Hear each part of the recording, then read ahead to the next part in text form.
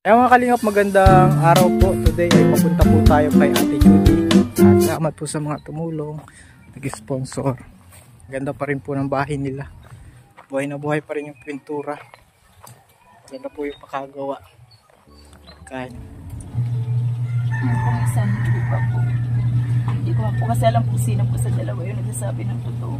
Kaya na lang po yung palingap. At least nalaman ko po may ganun. May mangyari pa po sa akin. Mahal man po ng pamilya ko na may nararamdaman ako. Hindi na po sa ano. Hindi na magbibigla sila. Yan na nga po ako kay Mate kasi yung mga sabi niya sa akin na wala man makakatulong sa iyo. Hilahin ka lang yan po baba. Natutulong po talaga kalingap. Lahat po na sinabi niya totoo po. Kaya parang wala na po akong mukha may harap kay Mate. Yan na po ako. Andito baga oh. Alam ko po nandiyan na po si Mate. Nagdating na po. Nasa likod mo Ate Julie. Puro po disappoint na lang po. Huwag kang uwi ka Ate Julie. Po, Bakit daw? Nahiya na po ako kasi Anong mangyayari kung mahihiya ka? Di ba sinabi ko sa'yo, magpa-check up ka. So, anong ginawa mo? Binaliwala mo. O anong mo, hindi ka nagre-reply kung yung sinabi ko sa'yo na resulta. Paano ka malalaman yung mo? Diba? Hindi ako nagagalit sa'yo. Naiinis lang ako kasi nga binabaliwala mo yung text ko. Sabihin na natin na hindi mo alam kung paano mo ako i-approach. Pero syempre nandiyan na yan, 'di ba? Sino tutulong sa iyo? Sige nga, sino tutulong sa iyo? Iiyak ka. Sasabihin mo sa akin, okay na magpakamatay. Ay okay na yung kumbaga sabi mo sa akin nung nakaraan sa text. 'Di ba? Anong sabi mo sa akin? Okay na siguro na mamatay na lang ako kasi maging okay pa yung buhay nila. Paano magiging okay? Kung ang mga anak mo ay iiwan mo. Yung sabi ko nga, responsibilidad mo yun.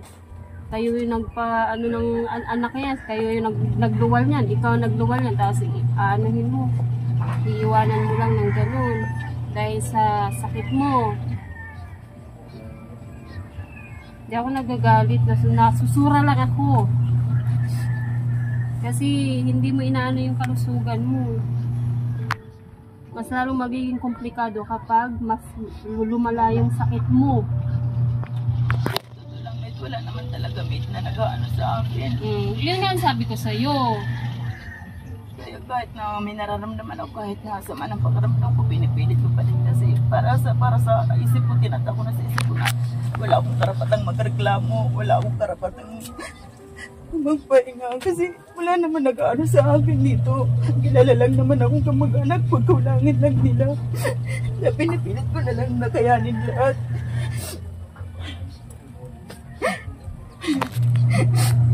Tanggap ko naman Mate lahat na sasabihin mo kasi ikaw yung nagtulong sa akin. Kayo may ambag sa buhay ko. Hindi Kayo ganun nagpala yun. sa akin, Mate. Sinasabi ko lang kung anong dapat mong gawin na makakatulong sa'yo. Ano mo yun sarili mo yan Walang ibang tutulong sa'yo kundi yung sarili mo, lalo na sa kalusugan mo. Pagdating sa kalusugan, ikaw nakakaramdam yan Huwag kang bibitaw. Kailangan masigusuhin. Tapos yung nagpapacheck up ka, nang may nararamdaman ka din. Kaya parang sabi ko, yung baga may ito, parang di mo na ako mag-ano sa iyo para mabawasan baga yung mga isipin mo. Tapos ganito pa yung nangyayari sa akin dito.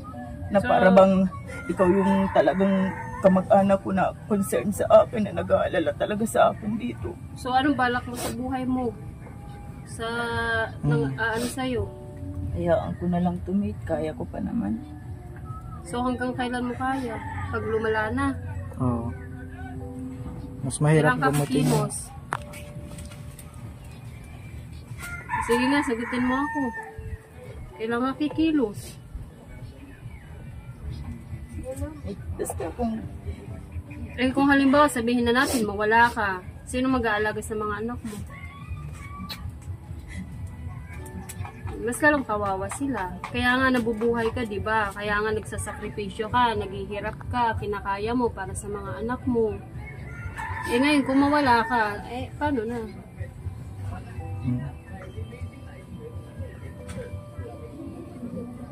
Ayaw mo pa-check up? Ano ba sabi sa'yo ng doktor? yung dalawang resulta ng ano ko, pareho yung ano nandyan kay Rojas at saka kay Kakawa. O ano sabi daw? Yung kay Kakawa, mate, na mamaraga na daw yung ugat ng matris ko. Sino nagsabi yun? Doktor? Oo, yung matanda, mate, na nag-ano sa akin. Sa ano, Oh, so ano daw gagawin? ano daw, ipabasa ko nga daw, tapos din ko mahalo ko ano pwedeng gamot. Sabi ko, baka nagkamali lang, mate, kasi nung So ibig sabihin si Dr. Kakawa hindi pa niya binabasa. nagpa-schedule na ako noon, mate, yung nagtawag baga, mate, ako sa iyo, mate, nagtawag Ah, ako. obigay ni. Bigay niya yun na hindi man talaga nang pwedeng magbasa kasi Oo. nag-ultrasound lang siya. Pero schedule. Kumbaga sinabi Kaninong lang niya. doktor daw ipapabasa? Ano po, naka-schedule na po ako doon, kailan po talagang, Kanino? doon po din mismo sa kanila, pero iba po yung magbabasa na mag-ano po sa Iba ang akin. ano niya. Anong schedule? Kailan yun? Ano po, ano lang po ang ano sa kanila ay, Kailan po? Martes to ano po, schedule lang po kasi yun ay Kumbaga, anytime basta Martes na... Martes, Miyerkules, Biyernes po. Yun. Kailan ka... Dami kong kilalang Ano po, tapos kay Rojas naman po, kay Dr. Rojas po, ganun din po, iba din po yung mabasa. Iba po yung nag-ano sa matres ko po. Tapos nakita ko nga po doon na sa loob ng ano ko po na para may mga nakatarapal po. Ewan ko po, mga laman po yun o kung ano. Sis yun. Tapos parang ngayon sis. po, Picos. ngayon po, Parang nung Picos ano po, nga. binabaliwala ko lang po kasi sa ko baka po, nagkamali lang po kasi gaya po nung una po, nung 2018 po, na nagang sikip ang dibdib ko. Ano mo ngayon? Ano ang gusto mong mangyari, Ate Julie? Yun yung importante, malaman namin. Kasi nakikita ka sa vlog, Gustuhin ko may- man pong magpagamot, gustuhin ko man pong maghaba pa pong buhay ko, wala man pong magagawa, Kalinga. anong Bakit walang daw? magagawa? Bakit? Pwede tayong manalangin, ilaban mo, manawagan, ganon, ilaban mo sa ano natin. Pag sa tungkol na po talaga sa buhay ko, parang wala pa akong lakas ng loob. Mas buti pa po yung sa mga kamag-anak ko po, sa kapatid ko. Malakas po ang loob kong hihingi ng tulong. Pag sa akin po, parang naduduwag po ako na parang ano po sa ganito po, nararamdaman ko may nararamdaman ako kasi gusto ko lang po naman talaga magkaroon parang lakas ng loob po na support ng mga kamag-anak ko, pero wala po. Kasi wala din naman silang may tulong, di ba? Kasi mahirap Kung din. ikaw tumutulong ka, di ba? Hindi lubos-lubos. Yan yung sabi ko sa'yo. Kapag mayroon ka, lalo na halimbawa Andiyan may sila. ipon ka, wag lubos-lubosin. Yan. Kasi kapag wala ka na, sino tutulong sa'yo, di ba? Yan yung mini-message ko sa'yo. Tapos yung sa medical mo, ina-update kita. Paano kita matutulungan? Paano namin ikaw matutulungan? Kumbaga Hindi na ka naman nakikipag-usap. Yan yung hanggang kaya. Ngayon nga po, di ko lang po sinasabi sa mga anak ko na isang linggo ko na pong nararamdaman na nagang sikip na po talagang dibdib ko sa ganito po. Parang nahirap-hirapan po ako maghinga. Sabi ko baka nagbalik na naman po yung dati po, baga na-ECG akong 2018. Sabi volume 6 na po yung heart ko.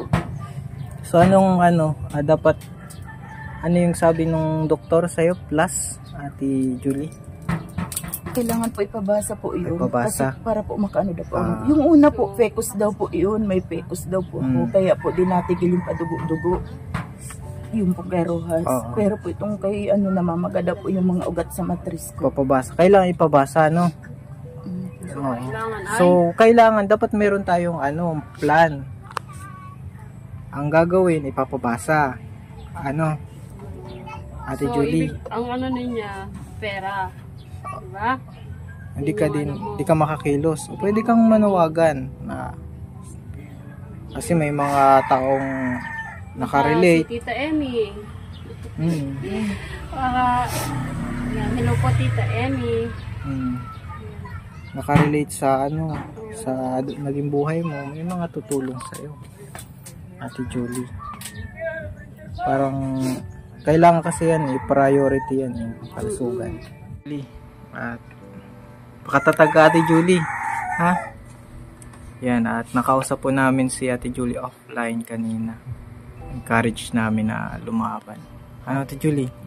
Laban lang, kahit na marami tayong napakong pangako. Di ba? Pero ang importante yung kalusugan, kahit na sabihin natin hindi successful yung mga business, pero yung kalusugan mo naman yung kailangan para maalagaan mo yung anak mo, maliliit pa, no? Ayun, so ang first step natin ay sa kalusugan mo na lang yung parang hingi mo ng tulong, no? Yun, sa kalusugan na lang muna. At kapag may malusog ka na, makakabalik ka na siguro sa pagtinda. Hirap po talaga malimot ay pag may nararamdaman ko po, tapos magnegosyo, sa lahat po ng mga viewers po, ito po ako ngayon, naghihingi po ng pasensya, naghihingi po ng pangunawa po kung na-disappoint ko po lahat ng mga naitulong sa akin. Kasi po parang hindi ko po baga na upo. Dami po ako sa salita na paularin ko ito, paano ko po. Dahil nga po sa tao lang po ako at isa pong trial sa buhay ko na dumating ngayon na meron po akong nararamdaman. Ito po ako ngayon.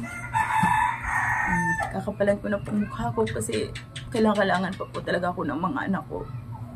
Gusto ko po sanang makahingi ng tulong sa may busila kong puso, sa nakakaintindi po sa kalagayan ko, na gusto ko pa po sanang mahaba po ang buhay ko, gusto ko po sanang makapagpagamot. Kasi po wala po akong kakayanan na ma-resolvehan po itong sakit ko po. Kaya po, ito po ako ngayon sa nag-ano po ako dito sa ni Kalingap Alvin na may parating po sa may mga busilak na puso na gusto pong tumulong na matulungan po ako na ko po itong sakit ko po. Kasi po habang po nagtatagal kasi para pong nararamdaman ko po na lumalala kasi wala naman po akong naiinom na gamot. Ito na lang po ang alam ko na way na para po hingi ng tulong. Ito pong pag-ano ko po dito sa vlog ni Kalingap Alvin. Kasi alam ko po na marami naman po talaga sa atin ang may mga busilak na puso. Kasi po nung una nga po talaga, nung nasa Saudi pa po ako, doon ko po talaga na-experience na madami pong mga tao na handang tumulong sa mga taong nangangailangan ng tulong. Alam ko po talaga na marami din pong tao ang sa ganda ng kalooban po nila, binilasing po sila ni God. Kaya sa ginagawa po nilang sinishare po nila sa mga nangangailangan. Isa po ako doon sa natulungan. Kaya po ganito po yung naging ng bahay namin. Kasi po isa po ako sa natulungan, tapos po nakauwi po ako mula sa Saudi. Kaya lang po talaga, ito naman po ako, naglalakas loob po sa inyo na naghingi po ng tulong. Kasi po, ito nga po, may nararamdaman po ako na sana man po magamot po ito kasi maliliit pa po yung mga anak ko. Gusto ko po sila makasama habang buhay. Binabaliwala ko lang po, pero sa deep inside po talaga nahihirapan na din po ako.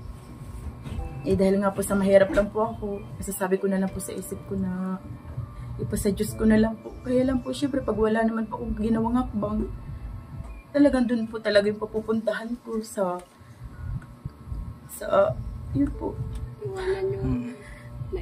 Mas maging malala yung sakit. Opo, sana magiging malala yung sakit. Tapos po yung pong baka po di ko na makasama mga anak ko po. Yun yung worst. Kaya mga Kalingap, at ito si Ate Julie. At para sa kanyang kalusugan po yung So kailangan maging malakas ka muna So yun. Kailangan gumaling ka muna. Yun na muna yung focus natin, pag-pray natin. Yan, at ito. So ngayon,